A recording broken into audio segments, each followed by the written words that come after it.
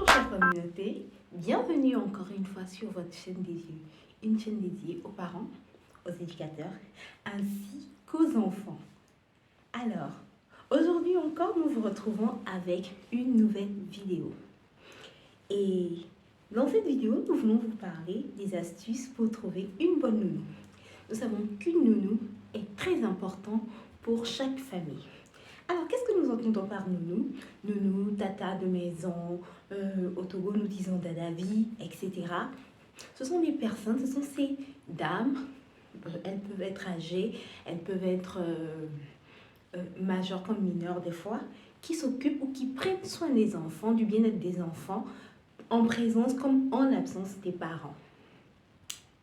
Et vous savez, notre société africaine d'aujourd'hui a changé. Nous ne sommes plus au temps de nos parents où nous avons la possibilité de trouver facilement une personne pour garder nos enfants. Nous sommes dans une nouvelle société où les mamans ne sont plus H24 à la maison. Les mamans sont appelées à être de grandes entrepreneuses, elles sont appelées à être des grands fonctionnaires d'État, à voyager partout dans le monde. Malgré qu'elles soient appelées à ces postes, elles sont la plupart du temps inquiètes du bien-être de leurs enfants qu'elles laissent à la maison ou qu'elles confient des fois par dépit à des crèches. Alors, trouver une nounou est une solution idéale pour elles parce qu'elles font confiance à cette personne pour prendre soin de leurs enfants en leur absence. Mais vous savez, il n'est pas donné de trouver une nounou. Surtout alors que nous approchons actuellement des périodes de fête, nous savons qu'il y a beaucoup de maisons qui vont se retrouver du jour au lendemain sans nounou parce que ces dernières vont aller fêter au village ou dans leur famille et décider de ne plus revenir sans en avoir informé leur patronne ou leur patronne. Bien. Je m'en vais alors vous donner trois petites astuces. Trois astuces qui ne sont pas exhaustives. Trois astuces qui ont été utilisées par des personnes que je connais personnellement et qui ont marché pour elles. La toute première astuce concerne votre foi. Alors, avant de choisir une personne pour qu'elle soit nounou, je vous demanderai de prier. Que vous soyez musulman ou que vous soyez chrétien, je vous demande de prier et demander à Dieu de vous mettre à cœur la personne que vous voulez, la bonne personne pour vous. Et beaucoup de personnes l'ont fait, elles m'ont dit que ça a marché. Donc, priez pour que Dieu vous envoie la bonne personne.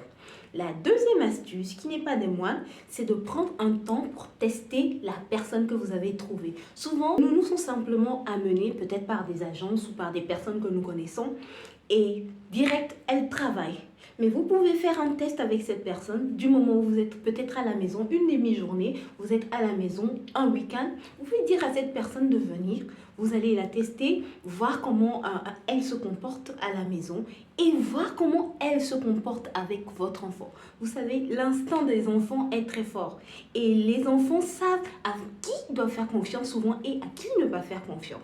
Pour ma petite expérience, c'est ce que je pourrais vous dire. Et pour finir, le troisième astuce que je pourrais vous donner aussi par rapport à comment trouver une bonne nounou, si vous arrivez à trouver ou dans les démarches pour trouver une bonne personne, je vous prierai d'aller dans le sens de l'intérêt de la personne. Aller dans ce sens comment? Il pourrait s'agir peut-être d'une jeune fille qui a besoin d'aide pour aller en apprentissage. Il pourrait s'agir d'une maman qui a besoin d'aide pour faire un commerce. Peut-être faites-lui cette proposition qu'à la fin de sa forme, qu'après avoir fait peut-être 1 an ou 2 ans avec vous pour vous aider, le temps où les enfants grandiront un tout petit peu, vous lui fournirez le fonds de commerce nécessaire ou vous l'aiderez. Montrez à cette personne que son intérêt également compte pour vous, que ce n'est pas devant votre intérêt seulement qu'elle doit s'occuper. En faisant ces choses, je suis sûre que vous trouverez une personne qui sera prête à rester avec vos enfants et à en prendre soin alors que vous ne serez pas là, vous serez occupé ailleurs à d'autres tâches. Alors, je vous dis merci d'avoir été avec nous aujourd'hui et d'avoir suivi cette vidéo de la chaîne des yeux. N'oubliez pas d'abonner et de liker la chaîne. Aussi, partagez avec vos amis. Bye bye!